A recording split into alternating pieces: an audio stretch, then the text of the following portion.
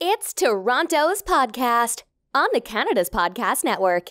Today I'm speaking with Janice Liu. Janice is the founder of Retreat, a technology startup that connects users with last-minute discounted premium spa and salon appointments in the city of Toronto, where Janice calls home.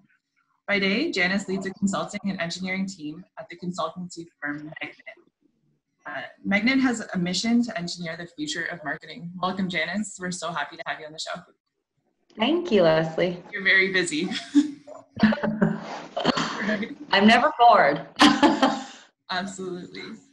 So Janice, why don't you start with just telling us a little bit about yourself and what you do?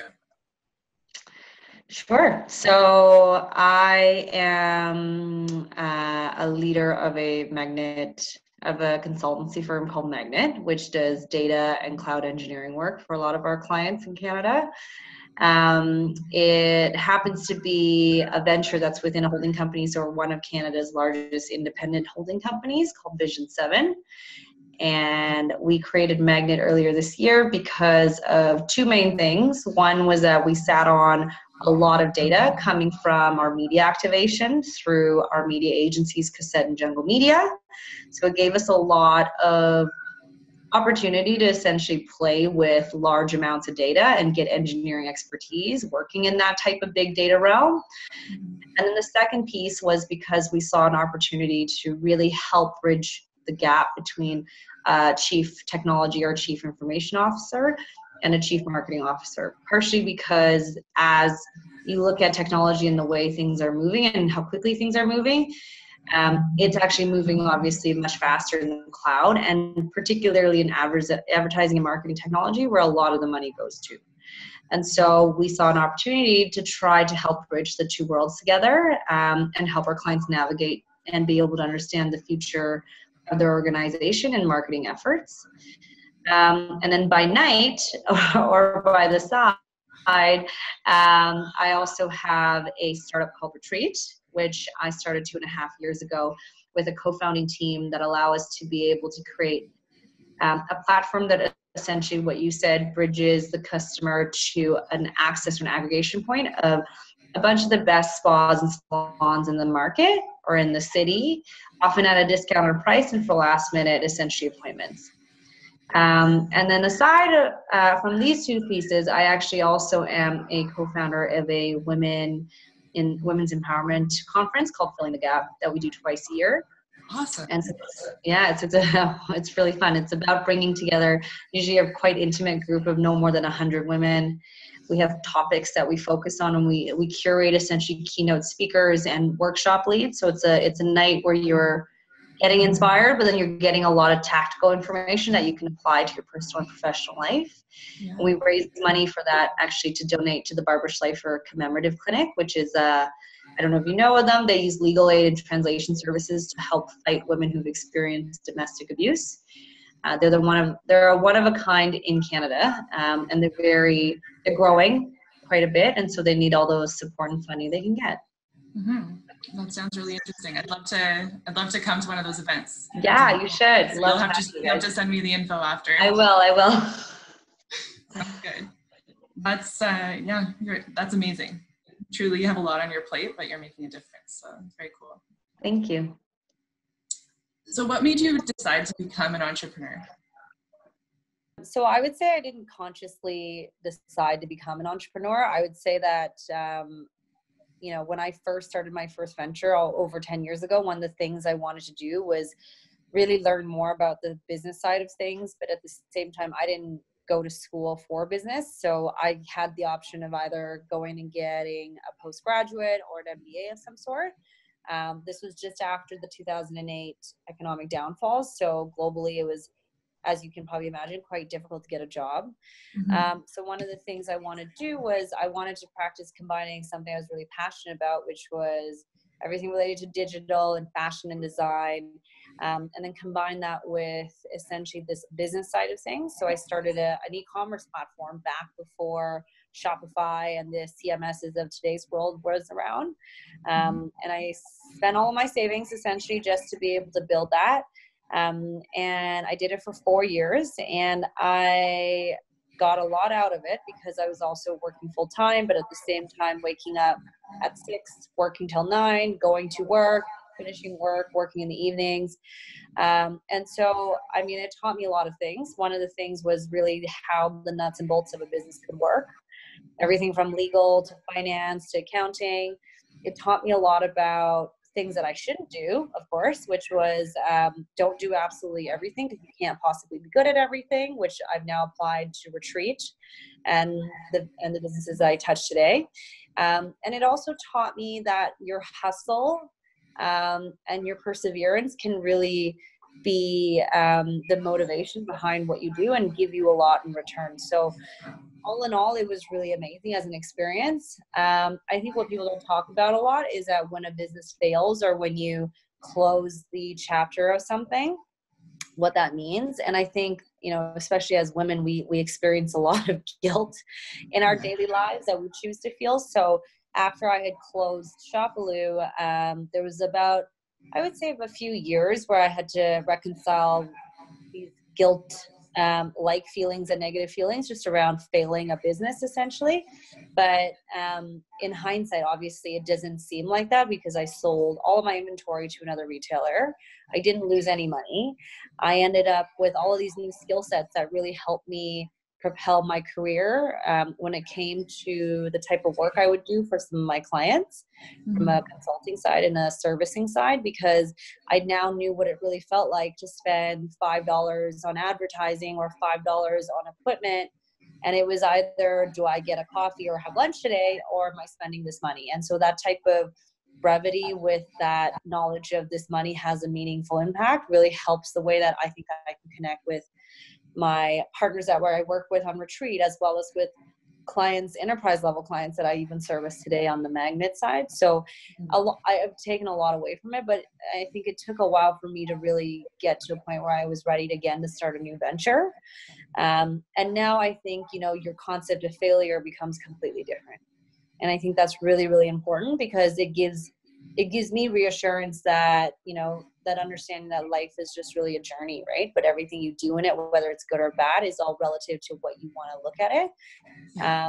And so I think, you know, your question about how I got into entrepreneurship, it was an unconscious decision, but now having done it so many times, it is now a conscious decision in the way that I choose to live my life or propel my career. So I'm always starting new projects. Like I consult on a bunch of other smaller startups. I help a lot of women who are trying to get into building a business.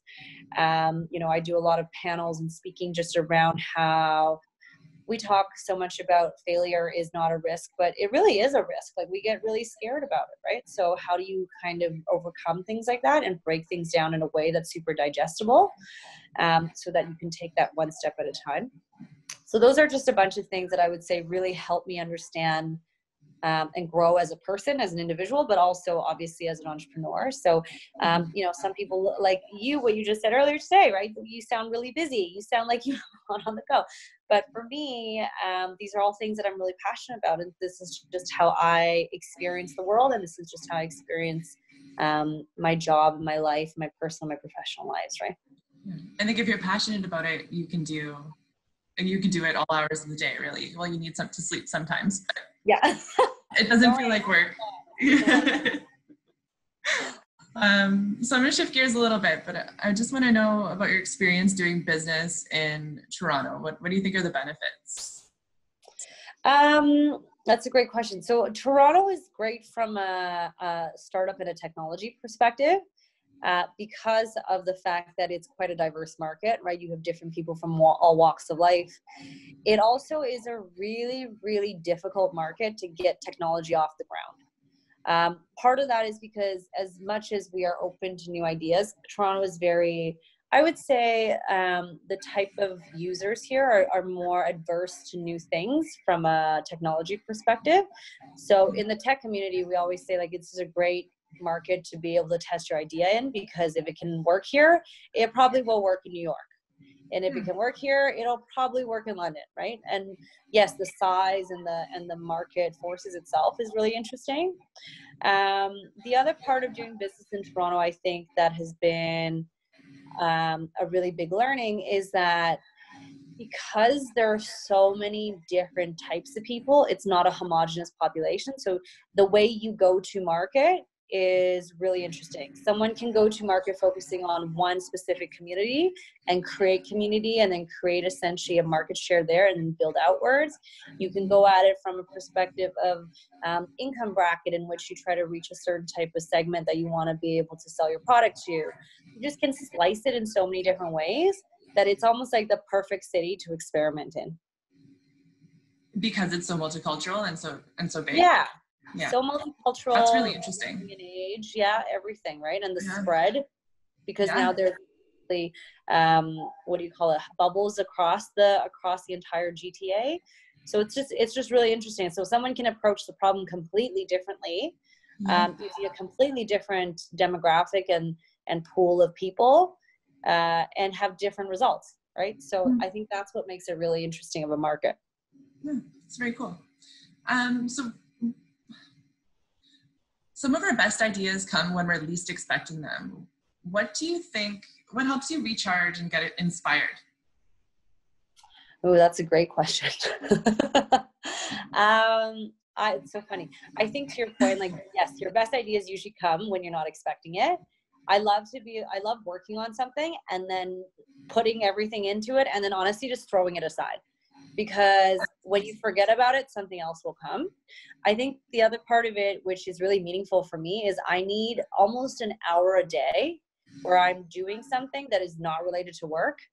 And whether it's I'm going for a run or I'm getting yelled at a workout or a glass of wine with some of my best friends. Like, I just need something where my mind isn't on my job or what I have to do, because that's actually when I feel like that's when your brain is taking a recharge, but maybe you're empowering like your body or you're empowering your soul. So then you're kind of working another one of your bodies while the other one gets to rest. Yeah. Yeah. That's a really good point. Like you're doing your arm workout while your legs are resting and then. Yeah, exactly. Yeah. Well, cause you think about it, humans are made up of body, mind, and soul, right? You can't work all three always at the same time. So if you overwork your mind, the other two things get neglected. So you kind of need balance, and it's a great way to recharge. Mm-hmm. Absolutely. So would you say that so you go to like exercise and then just chilling out with your friends to recharge? Yeah. And this year, one of the things I've started doing more is meditating. I've been doing yoga. I'm from Vancouver. Naturally, I've been doing yoga for over 10 years. Me too. Have you? Great. That's a great mental health exercise, of course.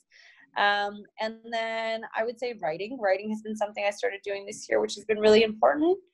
And then I think the funny thing is, I think, when you do more things and you spread your attention more, sometimes you exercise two things, right? Like you exercise being able to get focused really quickly because you need to go from one task to another, and they can be completely different things. You're talking to a lawyer one moment, and then you're, I don't know, in Google Analytics trying to make sense of the insights from your website, right? So shifting is a really important thing, I think, for your mental awareness. The other piece I think that's really interesting is that when you only have so much time and you only have so much you can do, your capacity to focus needs to be really, really strong.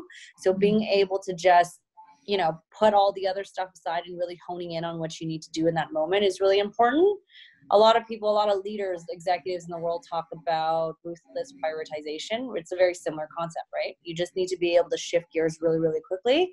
And so it's not multitasking. We all know that multitasking has a negative connotation, but it's more just being able to shift really quickly. And I think that's really important. Focus on, being able to focus on the task at hand. That's really good. So what are you most excited about for your business these days? What is your plan for the future in the next couple of years? So I'm really excited about my business in a few ways. I would say one is that, you don't hear a lot of founders talk about it, but it's all an experiment. Like I love seeing whether or not the hypothesis is going to get actualized or not. So that's one component that I'm really excited about just in general. The other piece is we know, for example, that we've already done enough in the market to be able to lock out competitors, which is really important for me. Many have tried to do this idea, and we're not saying that we perfected it by no means, but we're looking at the problem from a slightly different angle, which allows us to be able to really test, again, like what I said earlier about Toronto is, we look at it from the perspective of attacking a more higher income, more brand aware type of problem statement. So we go after the top, we use their brand equity to create a halo. So I have partners like the Shangri-La and Dean Del Monte down in the Path, and Her Majesty's Pleasure, all brands that people would know of. And then you create a halo around that to be able to essentially say, well, we're creating a brand that is of the same equity of yours, therefore you will be joining, of course. And we know that, one of the things that we're going to be looking to solve is how do you essentially try to get and capture market share of users who are still used to a certain type of user behavior. Going down the street and getting your nails done from, the little shop on the corner that essentially doesn't even have a digital booking system. How do we talk to and get people who are essentially used to calling and walking into spas and salons, even though they think it's tedious? So there's all these almost like mini problems that we're trying to understand and better get insight into. And the other piece is when we started this, the idea makes sense, at least logically. We did a lot of research and a lot of surveys with users and understanding what the consumer mindset was. But one of the things we've also have been challenged with is that the market is really different. The market shifts quite a bit in regards to what people are expecting. And not everyone wants to essentially book everything online. Not everyone wants to do the certain things you're expecting. So we're really interested to see how, when you look at technology companies, when there's particularly a two-sided marketplace, how do you conquer the B2C versus the B2B side? And how do you essentially make the two sides work so that you can create that cycle or that symbiotic relationship, which is actually really difficult to do. So I have a lot more respect for the Ubers and the Lyfts of the world, of course, but it's also just an interesting one, right? Because you need a ride and you need a car frequently because of transportation needs. But some women, particularly the ones we have as customers, will need their hair done every other day, will need certain things done to be able to make themselves feel really strong and confident. So we're just kind of understanding what that looks like as we kind of build into the next few years. But there's a lot of things on the go. So those are a few things that we're doing and planning on doing. And then you never know, like we might completely shift our model in the next 2 years and go into a more software space. We might shift and become a content player. We might shift and go into the cannabis industry. You never know what's going to take off because now everyone's putting CBD oil on their face. Right. That's right. Well, they're putting it everywhere. They're putting it everywhere. Great. So I think one of the really exciting things is being able to be open to the fact that a business will always shift and grow, and how do you pivot? So I'm just excited about that in general. But those are probably a few things I would say we're looking forward to. It's exciting. So are you guys planning on expanding past Toronto, or are you going to build it out here within the next couple of years and then possibly go national? Yeah, I think one of the things we will look to do is whether or not we feel like we're at a sustainable rate within a market like Toronto before we go somewhere else. When it comes to expansion, we've looked at obviously not just within Canada, but also within North America. We know that the model has viability in different markets. So there's a very similar business to ours in Europe. There's a very similar business to ours in Dubai. There's one that's quite similar even in Mexico, right? And obviously sheer population size has a role to play. So we're just still trying to figure out the mechanics of how to get it scalable that way. But I think from what we've gathered, which has been really promising, is that we try our best to make it obviously easy for the partners from the business side. And then a lot of our consumers who actually use the platform, the feedback has been really positive. So all of that goes into the way that we scale and develop. But those things have been essentially reinforcing, at least motivating. Yeah. Awesome. Okay, so now we're going to shift gears again. Okay. This time it's going to be rapid fire questions. So that's what we call it. We do them in all of our interviews. So basically I'm going to ask you a question. Don't think too hard about it and just answer what comes to your minds. Okay. Okay, so good? Sure.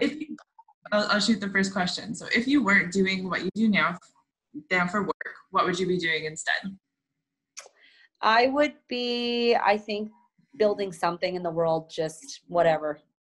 Yeah. Yeah. Like on the internet? Yeah, I think I really like, I obviously grew up and love working with things that are on the internet and digitally, because I'm a digital native, as you like to call it, but I think it's just more scalable. It requires less investment from the get-go. And I think it's just, you can come up with so many ideas that you can connect with the world with from just a computer, right? Exactly. Awesome.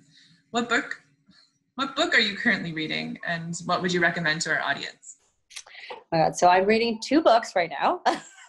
Nice. I'm terrible with remembering authors, but the first book I'm reading is a book called Circe. It's fiction. It's about Circe, the goddess, and it's to do with it's to be told from an angle from that female's perspective back in Greek ancient times. And then I usually read multiple books at the same time. So the other book that I'm reading is a lot more metaphysical. It's called The Power of Now by Eckhart Tolle. And it's really just about being present and being, of the understanding that time is a human construct. You can't live in past moments of now. You can't live in future moments of now. Therefore, you can only live in this moment right here. So, when people experience a lot of nostalgia or depression or looking backwards or hoping to go back, and how you hear people saying, I peaked in high school, like that's usually because you're still living in past moments. And then when you are thinking too much into the future and you have a lot of anxiety and you can't stop planning, I think you're often living in the future. So it's really just about teaching you how to be more present and understanding that things that we create and we live in are really up to you. Yeah, that sounds really interesting. I think I'll add that one to my book. Yeah, you could. Are you a morning or a night person? I'm definitely a morning person. Mm-hmm. Awesome. I have to add to that, but what time do you wake up in the morning? I usually wake up between 5 and 6:30. And then I usually do a little bit of either writing or meditating. And then I work out in the morning and I get a bunch of emails out, and then the day starts by 8 o'clock. So nice. You just answered one of my other questions. So okay. Rapid fire. Mia, if you had to pick one word to describe yourself, what would it be and why? Energetic. I would say I've learned how to control my energy more in the past few years, but I've been told that that I'm usually highly energetic and I come in like a force. So there's a lot of energy that comes with me. And, I have a lot of people who call me an energizer bunny because I just can't stop. I do a lot of crazy things. So I have great sleep though. I need to sleep well to recharge, but then by 5 in the morning, I'm at it again. So there you go. Nice. So actually that you just answered my next question. What's keeping you up at night these days? You are like reading my mind. I know, that's great. So nothing really keeps you up, or do you still have trouble? Nothing. Actually, what funny thing is, since I read that book, I've been reading that book that I recommended. It's taught me just a lot about being able to not overthink things and let go. And so I sleep, like nothing really keeps me up at night because, like one of the other things you start to realize is that there's only one thing that's completely inevitable in life, or two, which is change and death, right? So you never know. You could step out tomorrow and then life could be gone. So there's no point in worrying. Yeah. Yeah. And you just have to live in the present. So yeah, absolutely. What's your favorite place in the world? Well, that's a great question. I love Berlin. So random. I love Berlin. It is random. Before, I think in my late teens, I'd spent some time there, and then I actually studied German in university, and so I spent a lot of time going to Germany. And there's just something really amazing about that city from an energy perspective and from a clash of old and new, traditional and modern. So it's a great place culturally to visit, and it's amazing from an art and a cultural and what do you call it, the energy and just like everything you want to know historically about a place like that, I think is great to be able to live in. Yeah. Have you been to a lot of countries in Europe? Or? Yeah, I've lived in Holland, I've lived in Germany, I've spent some time in London and in France. I've, gone to many different parts of the world. I've lived in Asia. I've lived in most parts of Canada. I've been to Saskatoon. I know. You're a world traveler. Yeah, Saskatoon too. My sister's living there.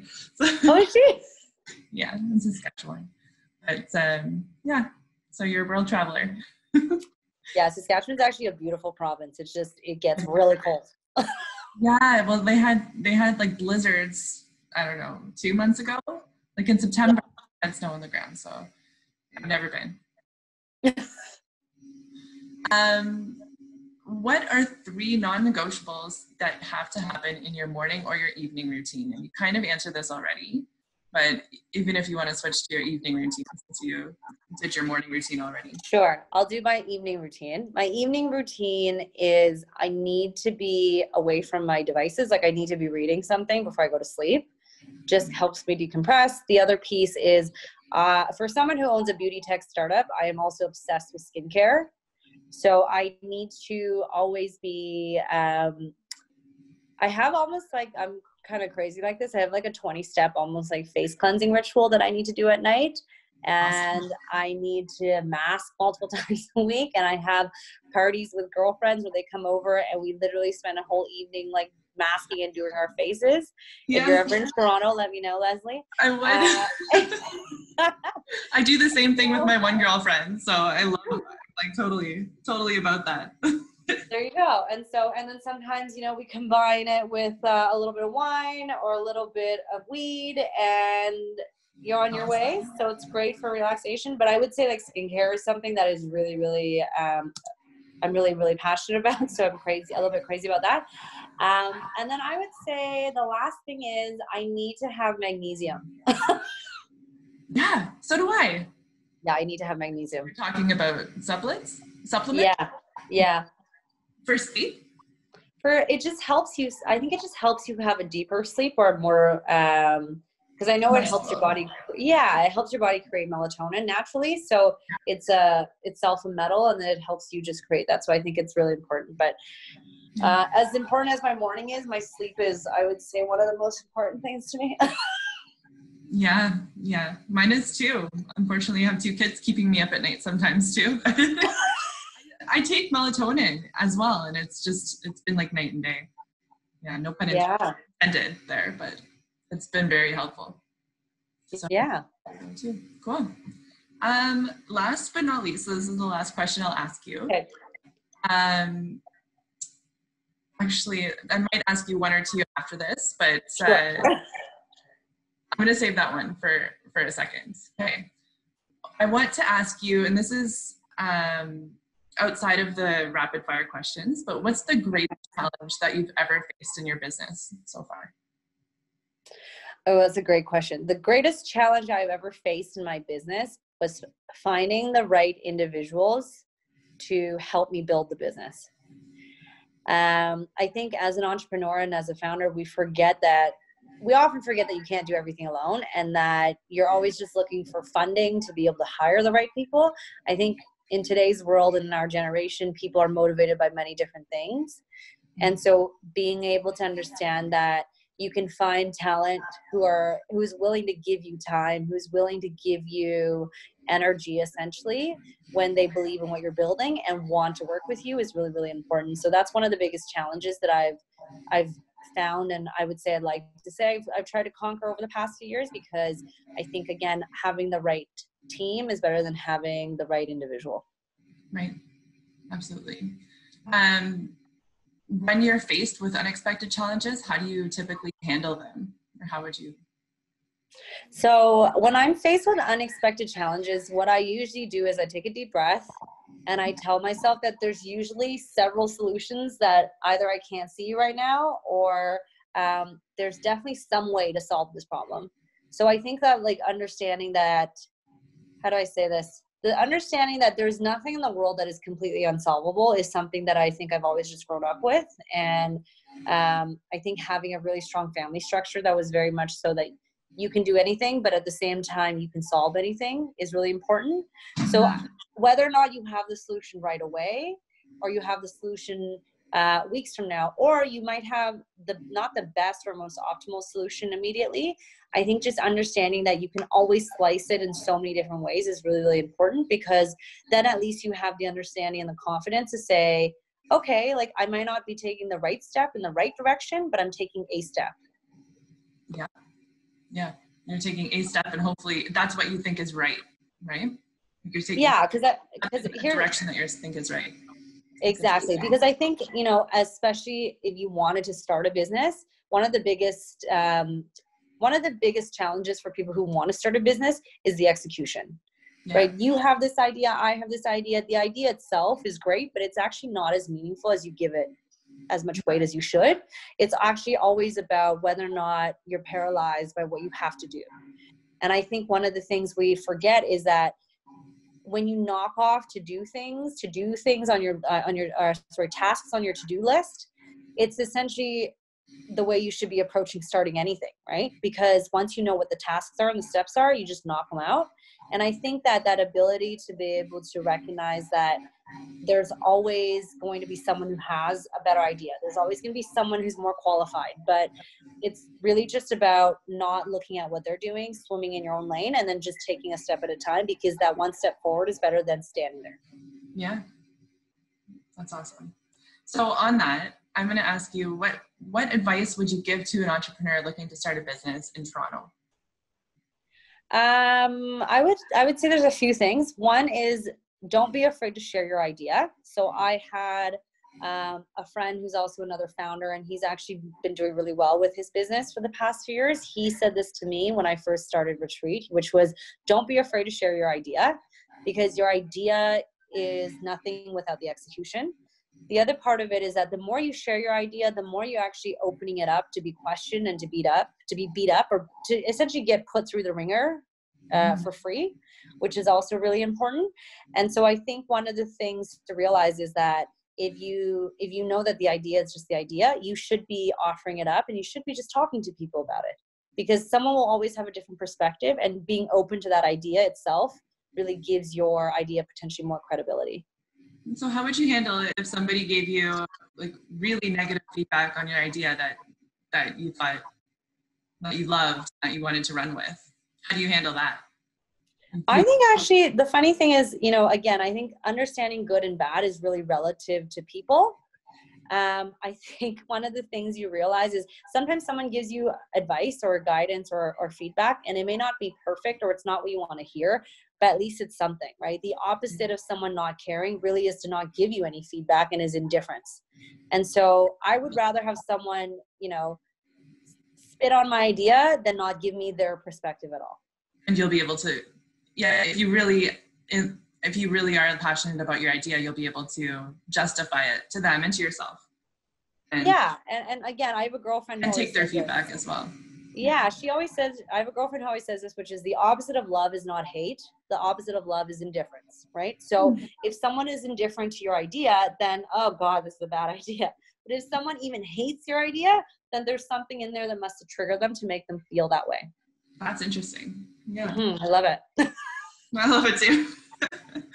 Okay, now I'm going to ask you the last question. And okay. This is something that we ask all of our guests on Canada's podcast. You may have heard it before, but there's a small tropical island off the coast of Bora Bora in the middle of the ocean, and only one phone booth and no internet. We drop you off there with no technology at all. At any time, you can use the phone and the phone booth on the island and call a boat to come pick you up. How long would you last? And what would you do until that time? Oh, yeah. I would last. I don't know how long I would last, but I would try to last for as long as possible. Yeah. I think there's a lot of, I believe in being alone. I believe in really being able to be with yourself, because we're so surrounded with technology today that the idea sometimes of being by yourself without anything and with your own thoughts is scary. So I would probably approach it like it's like some sort of, you know, opposite survival reality show where I'm supposed to stay there and stay still. And I would hopefully do my best to try to stay there for as long as possible. Yeah, it's almost like a personal challenge to keep. Awesome. Yeah. perspective on that question. If you listen to some of the other interviews, it's like night and day your answer. So it's Really? Yeah, it's very cool. I like how you answered. Funny. But, Thank you. Thank you. Do you have anything else that you want to share with our listeners before we sign off? No, I would just say, take a look at our stuff, check it out, and reach out if you or anyone ever want to talk about ideas or want to start cool projects. Yeah. So where can we find you online? So I am probably most present on LinkedIn, Okay. just because I feel like from a professional perspective, that's where I like to post things, and that's probably where I talk to people the most. Okay, cool. Awesome. So we'll find you there. Thank you very much for coming on Canada's podcast. It was so much fun. Thank you. You today, Janice. Yeah, it was nice getting to know you too, Lesley. Thank you.